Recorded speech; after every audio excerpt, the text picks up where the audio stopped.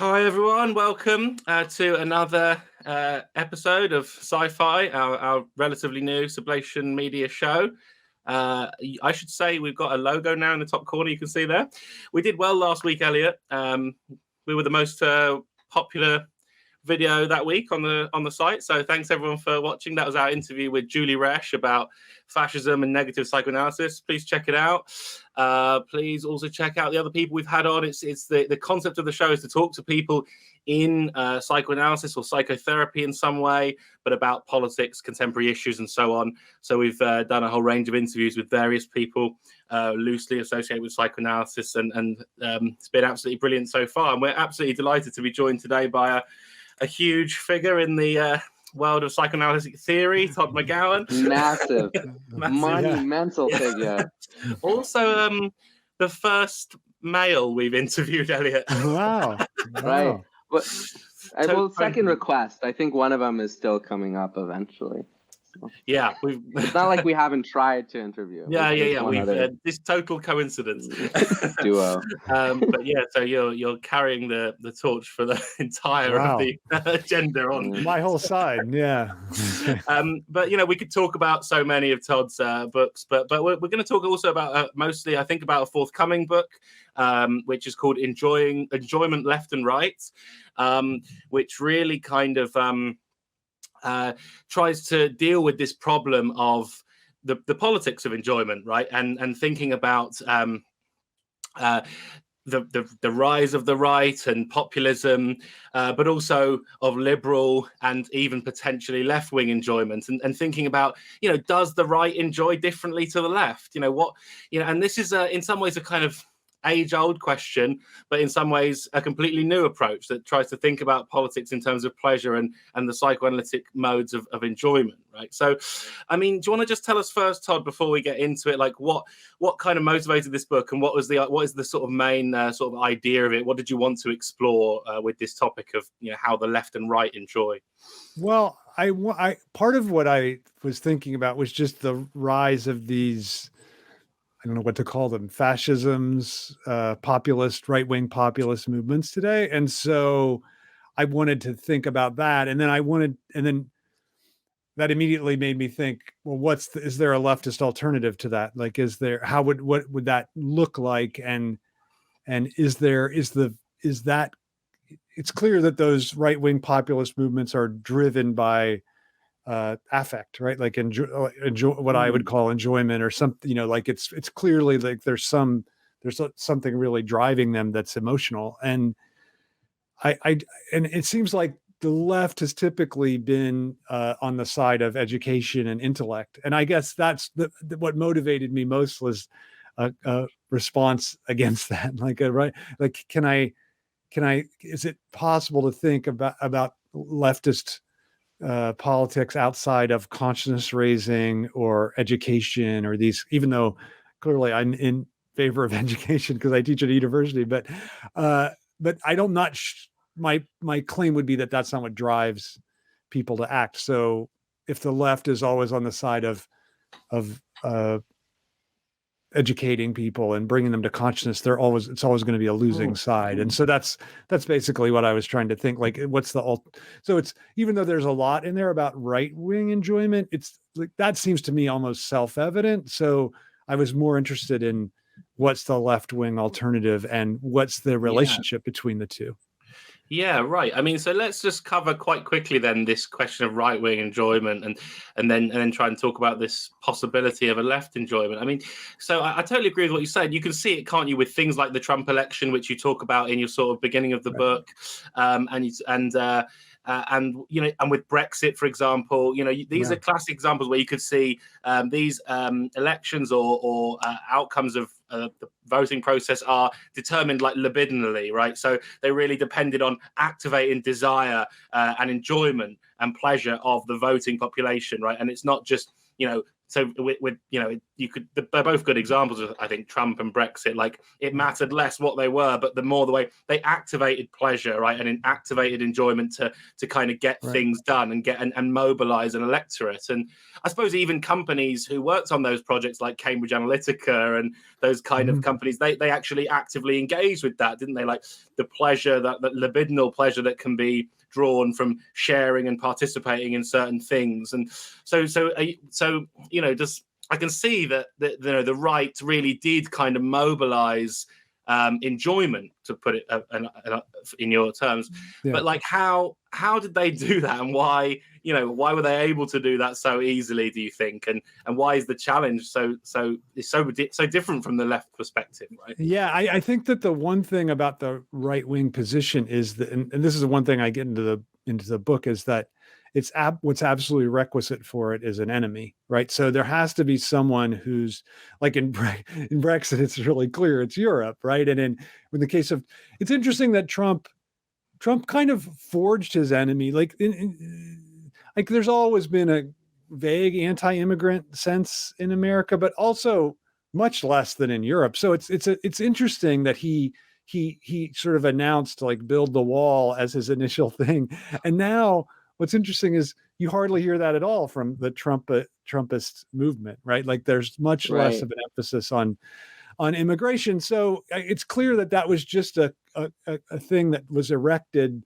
at a certain point, and it could have been anything as long as there was this figure of the enemy. And so I think that what's interesting to me is that the right-wing position, its enjoyment depends on the figure of the enemy, and it actually, I mean, this is one of the claims that I make. It's that it's a parasitic enjoyment. So it enjoys through that figure of the outsider who, is all the hatred is on them. But the fact that they don't belong is actually central to their ability to them as a figure of enjoyment. So that's I think that's the right-wing position, is that the German philosopher Carl Schmitt.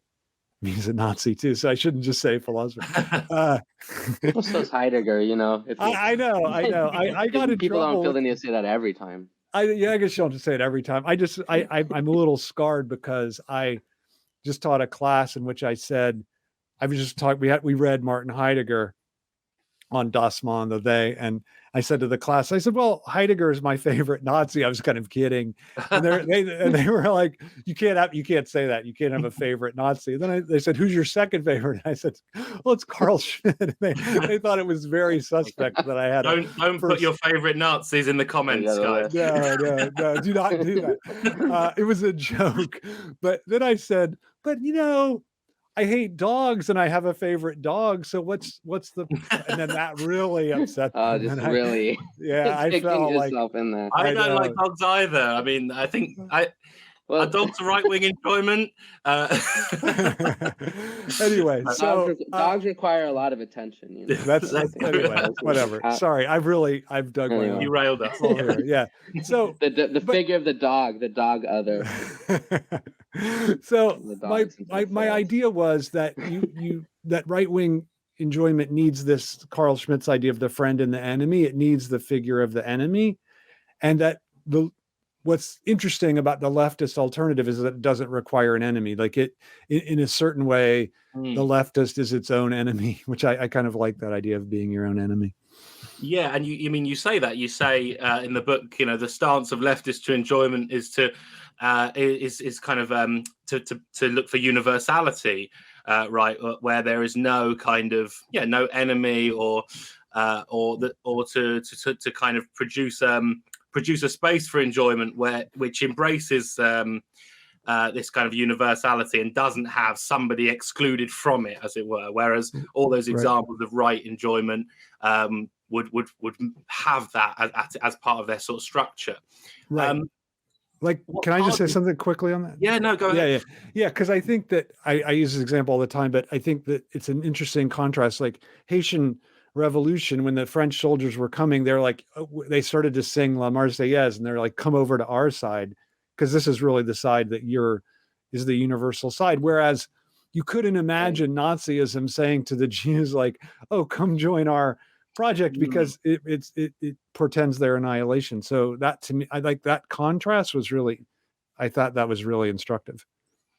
Yeah, absolutely. So I mean that in political terms really makes it clear that on the one hand the kind of Haitian, and then compared with the fascist, I suppose. But what I suppose the harder question is what we can, with the example of the right enjoyment that we just discussed, I would imagine quite a lot of examples kind of spring to mind as they just did. Mm-hmm. Whereas that's not the case for this. You know, what could we use aside from the Haitian Revolution, which is itself quite a unique case? Are there examples of what you think of as leftist enjoyment that we can sort of see a different pattern in? Yeah, I think that my other favorite example for recently is the Black Lives Matter movement, right? The way that I really like the way that they would say to the police, like, you know, kneel down with us. And because, you know, you don't have, it's not just, and it also was interesting that it wasn't it wasn't like we need more Black representation in the police, right? Instead it was, you know, we need to change the structure of policing. And I think, and that was a universalist movement because it didn't the police weren't necessarily the enemy, right? Like they were just, it was like a certain practice that was being contested. So that's one example. I think, you know, I don't know if you probably don't know this film because it's a little corny, but there's this film called Pride, and it's about a group in it's like a group of gay men, mostly men, a couple lesbians in London who start to organize for coal miners during the coal miners strike in Britain, and it's from like early 2000s, I think, and they the like the support for the miners, like there's this universalist connection between the two groups, and then the miners are initially reluctant, they're very homophobic, and most of them, and then they kind of come around, and I don't know, that to me was a nice, and there's a kind of like, you see that there's a real affect driving the groups too. So I don't know, that maybe that's a kind of what is the lesson from that movie? Did that actually happen, or is this like it's a true story? Yeah, it's true story. Yeah. I mean, it didn't. I don't think it. Well, I don't know. I don't know that it continued on and kept on. You know, I think it died out eventually. But well, I mean, the ideal, I think, is right. I mean, a lot of times in psychotherapy, I set things up. I say, this is the ideal, and this is how it will fail. In terms of the ideal is that, you know, LGBT community, coal mining workers' rights can combine. Inevitably, there'll be reaction where, you know, a reactive force within one of the two communities, obviously, get in a conflict, and then there's still like work to be done after that, like, you know, contradictory revolution, another magnificent McGowan classic, right? But that's the thing, is you keep going after, even though the ideal fails. Like this is like a major kind of theme in right. I mean, I think it's kind of what you guys both were discussing earlier. Like, I think that there's there's something really comforting about the enemy, right? Like, it's hard to not fall back into that structure. I think that's really true. Yeah. And then also in the book, you know, you think about this through in one chapter, thinking this through with regards to the difference between pleasure and enjoyment, right? In particularly in psychoanalytic terms, right? So I wondered about talking this through. I mean, I suppose one distinction you make is that enjoyment is found, for example, in the example of a kind of sex act, the enjoyment is not the kind of final orgasm, but the little bits that lead up to it. You know, the errors, the barriers, or whatever, and then, you know, so you kind of reverse this idea that like the ultimate enjoyment is the orgasm. Instead, it's like that's just the kind of end point, and what's important is all these kind of smaller things that kind of lead up to it in advance. And you know, I mean, take us through that. But I guess what was occurring to me is that one could also apply that politically in a way, because we do see it like it's not actually, we could think of Brexit or the Trump election as these kind of orgasms, right? Whereas actually, when you think about where the enjoyment happens, it was actually along the way rather than actually at this goal. And we're now in the UK still thinking, what even was that? Right. So what do you think is important about all that kind of? Yeah, I think that's absolutely right. That you could you could translate that way of thinking about the sex act into the political realm, and I think that's absolutely right. Like, what motivate? I mean, I think people have to have some goal as their, like, some idea of pleasure to be a conscious motivation, but I think the lesson of psychoanalysis is that it's what really drives us is that unconscious investment in the process of getting to that goal. So I think that's absolutely right, that the enjoyment for the people that voted for Trump was precisely all the putting up the yard sign that they know is going to offend somebody, right? Exactly. Right. If Trump, I mean, I'm sure this is true about Brexit. In fact, I was there, so I a little bit, and I saw this. Like that it's clear that one of the things that made voting for or campaigning for Brexit enjoyable was that it offended a certain right-thinking people, and I think that again, it's that, I think you're exactly right, that it's the process of going through that. It's not getting Brexit is ultimately disappointing, like when you finally get it, just like I think it's like, oh, now I can't just travel to other countries in Europe and live there. Right. Wait. Right. I know. Right. There's all these things that are like, and I think it's interesting. We have a similar thing is happening in the US right now with this abortion decision, right? Like these people that have invested so much and got such enjoyment out of the struggle. Now they have it and they're like, wait a minute, we're not sure that we really want this. Sure. Yeah. That's incredible. Yeah. It's great. Very interesting to see that pattern. And that would, so is that, are we thinking of that as something particularly associated with the enjoyment of the right? No, I think that's the same. Yeah, I think it's the same. That structure, I think, is the same, right? Like it's the same. And I the only thing I would say is, I think that on the left, it can be avowed that you're not really going for that. Like, if the ultimate goal isn't the thing, right? The pleasure of the ultimate goal isn't the thing. Whereas I think on the right, it has to be disavowed.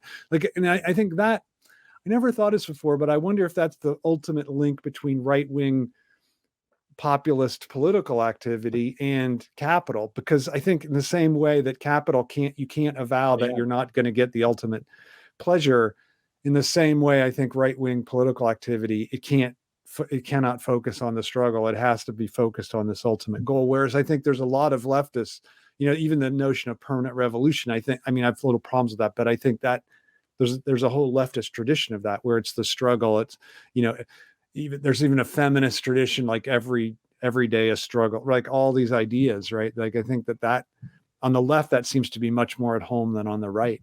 Yeah, I think that's completely right, and that's a great point. I mean, much in much the same way that capital functions by saying, buy this and you'll feel X, happiness, whatever.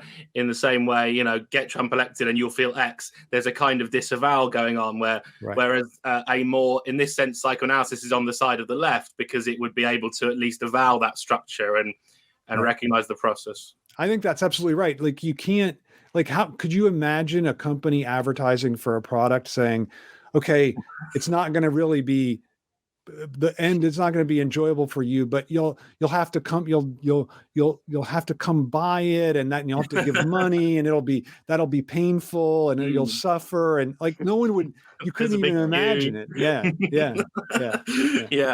But this car is going to break down all the time. It's going to, like, all the things that make it enjoyable. You could never advertise. You're going to have to try 3 sizes before this is, but actually those things are part of the right. Absolutely. Right. Well, that's the lesson of Freud, right? This is like the difficult thing. And as you're writing in your book about an interpretation of dreams, right? Where you get a figure in the dream, and there is this anxiety, and it's really tempting to say that, it's not a wish fulfillment of any kind, because here's this thing which made me anxious or feel bad or something but it's like building up the excitation for the ultimate, and this is like the ultimate Freudian principle that kind of goes through your work, which is the difference between excitation and pleasure, right? And then suddenly, because you have this anxious or this other sort of impact on your body, now you can relieve it. I said even as a joke, I was talking with my wife and she got a little bit heated, and she's like, "Oh, sorry, you got a little bit heated," but I was like, "That's okay," having just read Todd McGowan's newest work. I said that's okay because then I wouldn't get the pleasure of this conversation where we're right. Yeah. Isn't it interesting though that that Freud never rewrote interpretation of dreams after discovering death drive and this notion of that? I mean, that's basically, I think, where this idea of enjoyment comes from. It comes from the idea of death drive, and that there's something in the building up of excitation, that's where our enjoyment lies. And in interpretation of dreams, it's all about pleasure, right? There's no drive, there's no enjoyment in interpretation of dreams. So I think that's a little interesting that he never revises it after that turn. Right. I mean, interpretation of dreams, you hear a lot about, oh, there's other things, anxiety dreams. This is clearly an anxiety or a wish dream. But I think your take on it makes a lot more sense in terms of our brain is creating yours and Lacan's in this kind of excitation, pleasure difference. Yeah, and categorical difference, right? Yeah, isn't it interesting too that I was just rereading Interpretation of Dreams, and the amount of discussion of nightmare is really, really slim. And I think most of us, if we think about the dreams that we remember, they were nightmares, right? And so it's just interesting are odd, and that doesn't. I think the later theory, would make much more sense of the nightmare. Yeah, no, that's a fair point. I mean, I suppose one thing I wanted to come on to is the discussion of comedy. Because this is obviously where some of these ideas become connected to more edgy discussions, I guess, and questions of how the right are able to be funny, which we touched upon, and how there's this idea of like this kind of liberal society that can't take a joke, and even since you wrote this is obviously flared up again with this Oscars slap and with the Dave Chappelle attack thing. And I mean, in a previous episode on this show, I interviewed Yela Krecic about this, and her position was that in Freud, comedy is kind of relief, and it provided almost this kind of potential for solidarity by creating these kind of moments of relief and breakdown of tension. Whereas now in today's society, comedy has just been this immense source of become the opposite of relief. It's become a real source of tension and friction between people rather than a shared experience of some kind of relief. So, I'm interested to mention that, but also in your chapter, you're thinking about this in terms of right and left humor. And you say that comedy is an example where we can really see the difference between rightist and leftist enjoyment. So I wonder if you could just take us through that kind of argument and what your sort of thoughts are on the situation with comedy. Yeah. So for me, comedy it relies on contradiction, right? So if it doesn't bring out a contradiction, then it's not going to have a comic effect. And one of the and I think that's true. I mean, I think explains the slap or the way that people respond, like the response to Chappelle. Like a contradiction gets brought out, and people, it angers people. And I think my way of thinking about comedy is linked to how I defined enjoyment, right and left, right? Like that right-wing enjoyment relies on some figure of the enemy that is contradictory. But then what's interesting to me is right-wing enjoyment keeps one party free of contradiction. So it's a joke that where one side suffers, where one side is contradictory, the other side gets to be substantial, gets to be non-riven by contradiction. And so my favorite example of this is just kind of a stupid example, but I think it's a pretty funny joke, actually. It's like, how do you kill communists? And then the answer is communism. And I think so, okay, it's funny, but it keeps the anti-communist in a non-contra, like there's no corresponding critique of capital or revelation of capital as contradictory. It's just the it's I think right about communism, but it does. There's somebody kept pure in the joke, and so it's a Stalinistic state view of communism. Well, that's right. Fair enough. Yeah.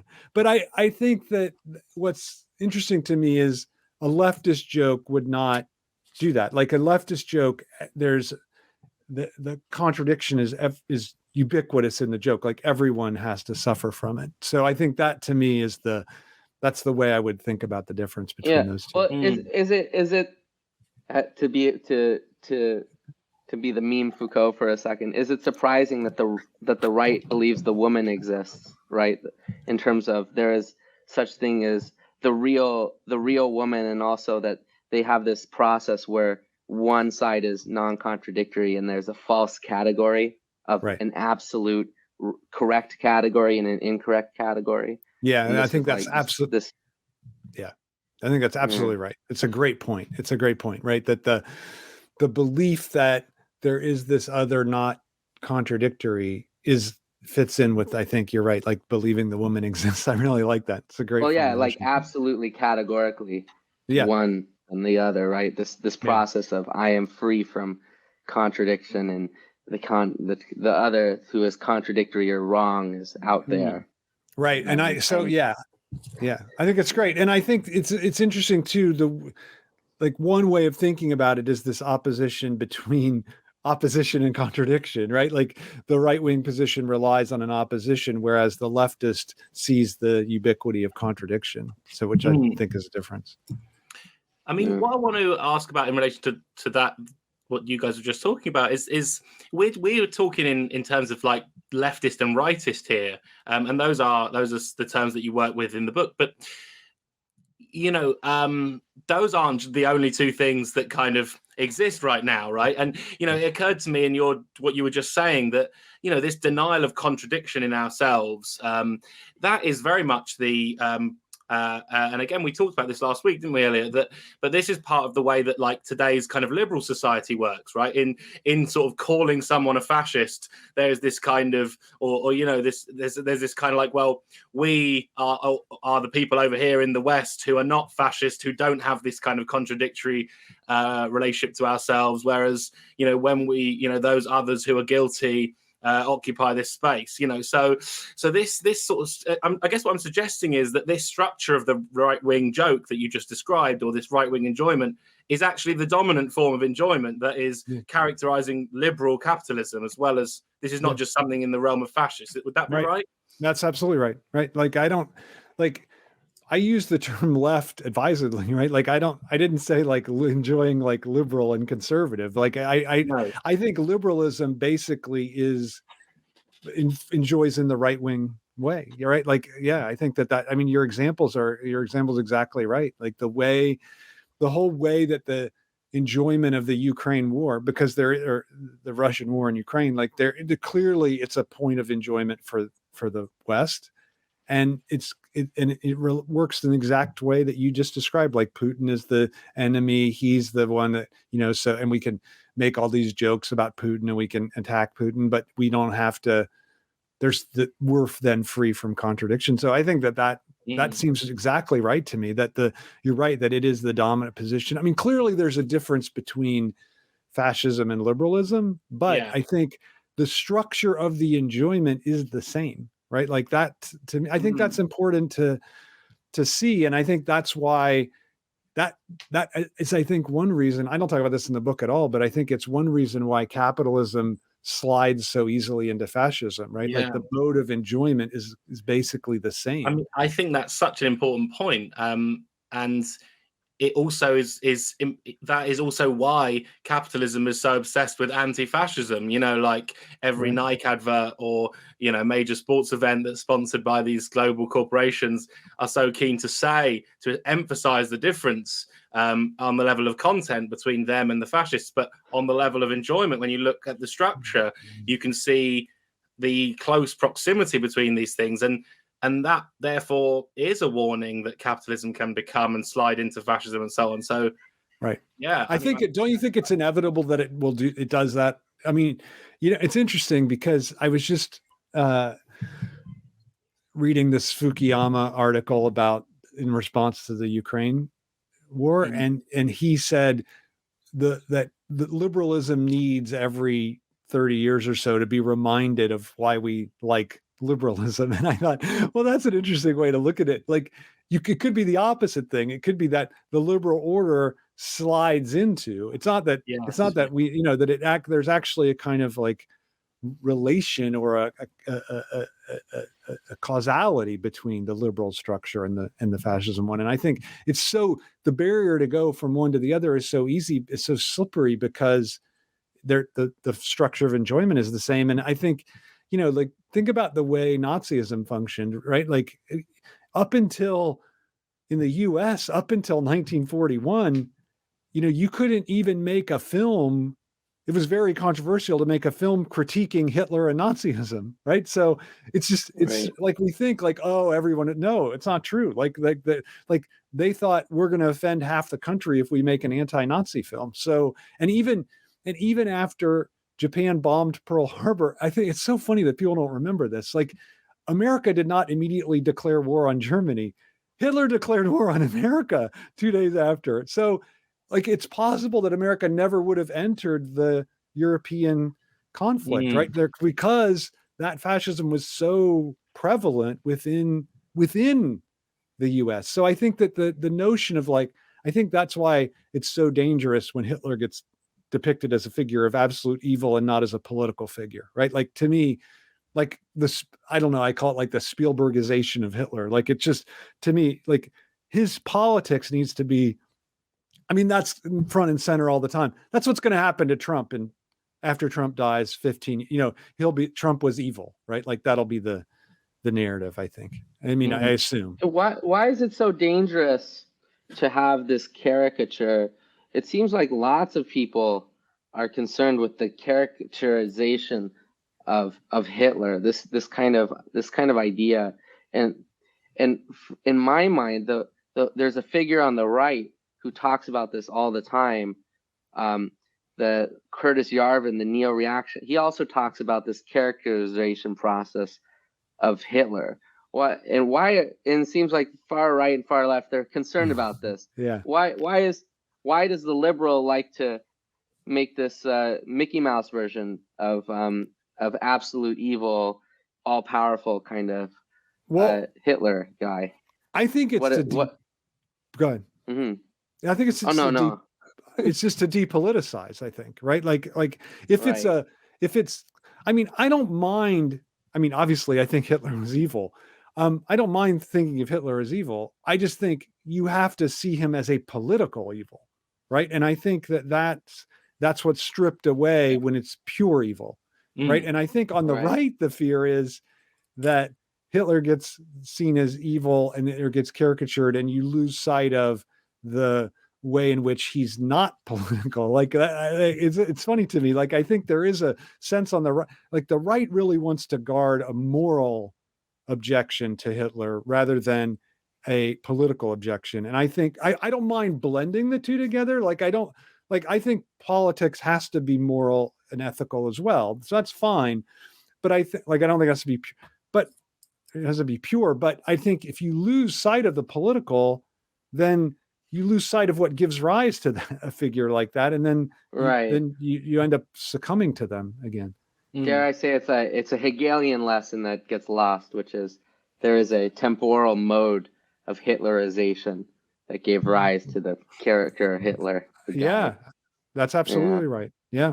Yeah. I was going to come to a part of a discussion that comes later in the book. I mean, after you've talked about the a kind of critique of or analysis of right engagement, rightist engagement, you also talk about you do two things. You're talking, as you said, you're talking about what leftist enjoyment should aim to be or might potentially conceive itself of as being if it is to come properly into being, kind of thing. But you also kind of critique the left and the way it tends to sort of turn on itself, right? And using, in particular, looking at the idea of the superego, right? And you say the superego pushes the left to create belonging through the elimination of any impurities. And, this is very much the problem we're all struggling with on the left now. How did the left develop this tendency to be obsessed with purifying itself and removing impurity? And I guess this does go back to what we were just talking about, really, with the trying to project all of the fascism and problems elsewhere rather than within. But talk us through this argument that, using the concept of the superego, you analyze the left and sort of reveal that it has, for you, it's the superego that is kind of making the left, become so focused on the elimination of impurities within it. And you have a better, or a suggestion for a better way of thinking about this, right? Yeah, that sounds very arrogant. I'm all ears. No. No, my suggestion is don't be super egoic. But I think that chapter, that part of the book was written in response to what I see as this contemporary situation. Even this thing in my class, right? Like, my students clearly know that I'm not my political position is evident to them. So they know that I'm not a proponent of Nazism or of any, but yet there was this, like, it was genuine, like that they were really concerned that I said this, even in joke, even in jest, that I had a favorite Nazi. And I think that I thought, that's interesting. What's interesting to me, I just want to say one thing about this. It's interesting to me that they're all very concerned about what they're reading and the purity of people that they're reading and talking to, but there's never a concern about the composition of the products that they consume, right? Like I always say, before you're critical of Kant's, they call it Kant's white supremacy. Okay. I said, but then look at your phone and look at there's a lot of white supremacy that went into the manufacture of your phone, but that never gets questioned and never could be abandoned. So that's I think one of the horrible ways that capital and that superegoic structure function, right? Like it targets, there's certain things it targets, and there's certain things that are left completely off limits. And that seems to me really, really important. But the idea of superego is that we think of superego as this figure of the law that punishes us for stray thoughts that go against the law. But I think and Jacques Lacan puts it in this direction, that the superego actually is a pressure to enjoy, and it's a pressure to purify. And we get enjoyment from the process, back to the process question, this process of purification that can never reach its goal. And the whole point of superego is the more that you appease it, the more that you feed it. Like the more it gets, the more it wants. So there's no way to purify yourself enough to ever be to fit, right? To be acceptable. So I think that's one of the real, and it seems to me like it's interesting that the superego used to be the almost sole province of the right. And now it seems almost totally reversed, right? Like that there's not much right. I mean, that's except really it is interesting. Except insofar as these right-wing figures like Trump are very superegoic. So maybe that's not true but it is that I think that has infected the left really in a way that I find a real problem. Well, I mean, you got to think with social media giving the voice of kind of discourse to everybody. I can see, you got to think technology plays a massive role in bringing this perverse core of the right to the forefront, and also the superego.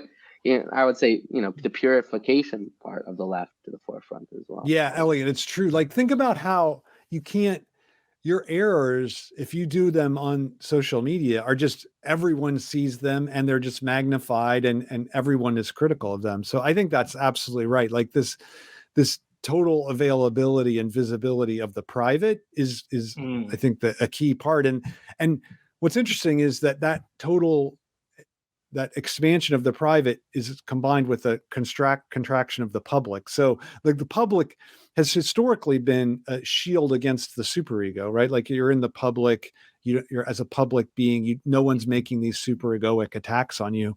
And yet that realm seems to have disappeared. It really does. I mean, and it occurs to me that this also in part explains the situation with comedy, because I'm sure that I don't know. I mean, it's not like I even remember it from personal anecdote, but when I was growing up, I always felt that there was a transgressive left, which was, and this also would be part of radical comedy and so on. But it does feel like the transgression has been taken away from the left in a way, and that would be the superego coming in, I guess. Right. Like the superego isn't funny, right? Like I think that, yeah, but I think you're right. Like there was a whole like George Carlin would be one manifestation of this comic transgressive left, right? Like he just like the 7 words you can't say on television, like all these things, like ways of like mobilizing transgression to the left. And now, I mean, I don't know what I think about that though. Like I'm not sure that. I think that the left did fall, that there's a way that leftists can fall in love with transgression too. And I think that's also a problem. So I'm not sure. I mean, but I do agree that has totally disappeared. That has it. Yeah, I think it has. Vulgarity challenges the current order. Yeah. Transgression. So I just think it's interesting that there's a kind of pattern. I mean, I'm not quite sure whether it's not. I'm sure that whatever transgressive left there wasn't without its issues, right? But clearly there is a shift in the sort of focus on it. I just think we should give the superego back to the right. Like they can have it, because it's a loser's game. Like you don't, and I think it ties to this pleasure enjoyment discussion we had before. Like when you're focused on this superegoic purifying, you're always focused on the end point, never on the enjoyment of the excitation or the process itself. And you never get to that end point. So it can never be quenched, the thirst of the superego, right? Yeah, no, I agree. Well, I mean, lastly, then I want to talk about the last part of the book, which I think is, which I think is brilliant. And because, we're always hearing, aren't we, this question, what are you going to do after the revolution? And in a way, you approach this point of saying, yes, the left can't just be about resistance, but also has to be about, what kind of structures will the apparatus of society have? And in a way, your book is about a structure of enjoyment and a proposal for a structure. Normally, when people talk about structure and so on in this conversation, they're talking about how are you going to redistribute wealth, what kind of taxes, what kind of healthcare. But to think about enjoyment as something that has a structure, and we can actually have an emancipatory project which says, well, actually, we'd like to structure enjoyment in the following way, rather. It's a great way of doing it. But I suppose this is all a roundabout way of asking you to sort of conclude by talking about what you think we can do, and how you think we can sort of plan for or plot for a future of sort of improved enjoyment and wider things in this way. Yeah. So the idea is just this, that the structure of enjoyment is the universalization of non-belonging, right? Like so we would create a structure where there's no, like that there is still a position of belonging, because I think there's no possibility for a society without that, but that everyone recognizes that they're outside of it and there's nothing really enviable about it. And I cite the end of this movie, which I love, Heathers, where the character played by Winona Ryder, Veronica, she ends up, I mean, what happens? There's this big explosion, the school almost blows up, and then she like confronts the most popular girl who's named Heather, because everyone who's popular is named Heather, and she takes this ribbon off her hair and she says, "There's a new sheriff in town," and then her first gesture is to go to the most exiled person in the character in the school who least belongs, who's in a wheelchair because she tried to kill herself because she was so depressed, and she says, "Do you want to come?" And I can't go to the prom because my date just killed himself. Do you want to come over to my house and rent some videos and pop some popcorn? And I just, to me, that's the great gesture. This, like, instead of like cementing her reign as a figure of popularity, she like recognizes her own non-belonging. She's totally disheveled. She looks terrible, but she doesn't care. And she embraces this figure who is the figure of non-belonging. So like that, to me, that's the shift, that to take the focus away from belonging. So it would, like, there'd be a kind of like shame in driving a nice car, right? Like you're like, oh, I had to feel like I belonged, so I bought this BMW, but isn't it so, I'm so ashamed of it, I can't. But if you're driving this like beat up crappy car, then they're like you can feel really okay about your non-belonging. Like that would be like my utopian kind of, I hate the word utopia, but that would be it. Yeah, no, I think that's great. And of course, this wider point that we need to sort of plug enjoyment into politics in this way. Enjoyment needs to be part of the theorization of politics, both in what you've just said as a basis for a sort of utopian better future, but also as a means of understanding the shit we're in, right? And I think you do also really show that in the book. Right. Don't you think that maybe this is a pipe dream, but I think that if that thinking about enjoyment itself like became more part of the popular discourse, that would already be a kind of leftist victory, I think. Like that, right. just like think about how certain Marxist terms just got into like class struggle. Yeah. It just got into the popular discourse, and that was already a kind of victory for the left, right? Like just that word. Anything that's not splitting and purifying and othering and cutting off and punishing, right? This is anything that's not that, I think, is a victory for the left. Yeah, absolutely. I agree. And like, it's also as an alternative to things like talking about taste. I mean, actually, the first book I wrote, which is terrible when I was like just a grad student, was also called Enjoying It, Candy Crush and Capitalism. And it was about these different kinds of enjoyment that we find. And I was also, but even though most of it is now, quite right, I should be, I was young, so I don't recommend it to anyone. Please don't read it, listeners and Todd. But what I was trying to think about then was at the time I'd read loads of Pierre Bourdieu, theories of taste and stuff like this, and culture and taste. And one of the things that I think it's right is that when we think about enjoyment, what does the right enjoy? What does the left enjoy? If we think about it the wrong way, this becomes kind of othering. It's like, well, the right likes reading, trashy, watching the football and, drinking the beers, whereas the left likes art house cinema and highbrow stuff. But this becomes a kind of value judgment about taste and the objects we enjoy, right? And this is completely the wrong way of thinking about it. And it makes us hate the other, whereas I suppose what you're talking about, Todd, is thinking about structures of enjoyment instead of what we enjoy. And how that can, right, form, not content, right? Right, exactly. That's what you're saying. Yeah. I think that's it. Is. That's it. Yeah, and I think it's such a good point, Alfie. Isn't